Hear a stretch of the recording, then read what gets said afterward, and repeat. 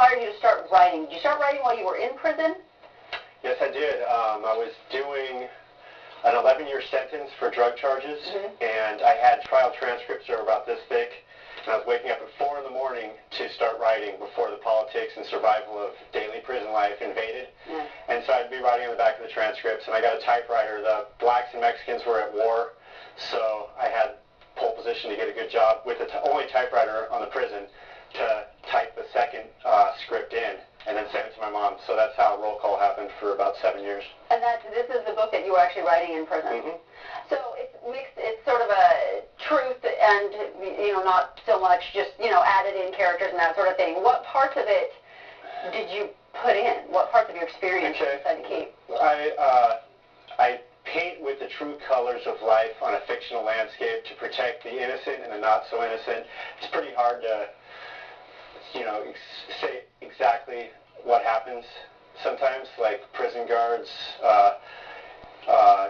furnish, you know, drugs, cell phones, tobacco, paperwork on who is a child molester, that kind of stuff. It's kind of hard to write that without changing names, stuff like that. With roll call, I wanted to flesh out a deeper story about the drug war and about the prison union, California prison union, using terror tactics to you know, keep building bigger prisons. And so I did get a little bit fictionalized with it toward the end, and it's just my writing style. You bring it up. What is wrong with our prison system? Well, that's a loaded question. It would take days to really get deeply into it. But I would say that we have to stop sending people to prison for petty drug crimes and for nonviolent crimes, and use drug diversions, self-help, 12-step programs, and anything else we can. Because once you're in prison, there is really no rehabilitation. It's I say that they're breeding an addiction into an affliction much harder to escape, where races are segregated and gangs are the calling card. I mean, it's violent. You know, an average day on the yard, you're hearing one of the yards, whether it's yours or another one, as soon as chow starts in the morning, you're hearing, everybody down, get down, down, blood guns coming, boom. It's just, that's life in there.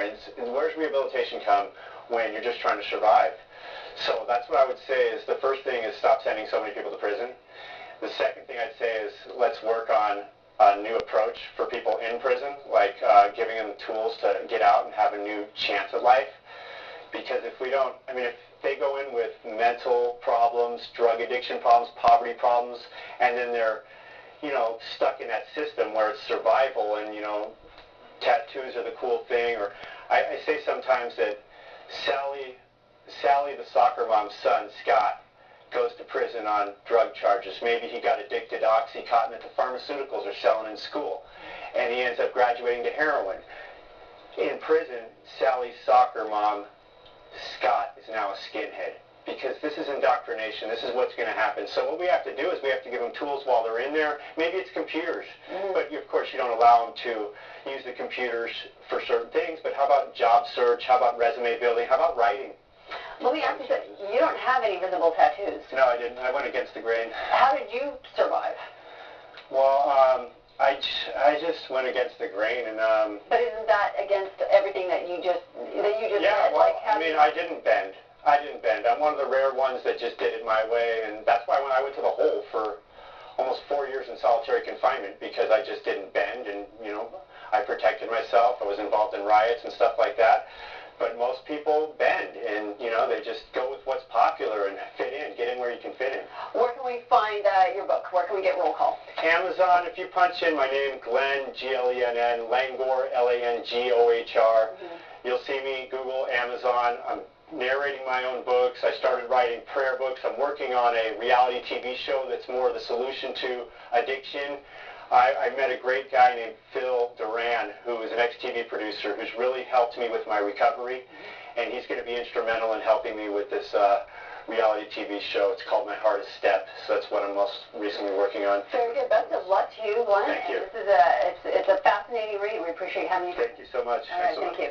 Plans to extend the 241 Foothill Toll Road from Oso Parkway to the Ortega Highway in San Juan Capistrano have hit a snag. And that's because the permit needed from the San Diego Water Quality Control Board was denied at a recent hearing. Pat Haslam joins us now with more. Hi, Patrick. Hi, Ann. Hi, Ed.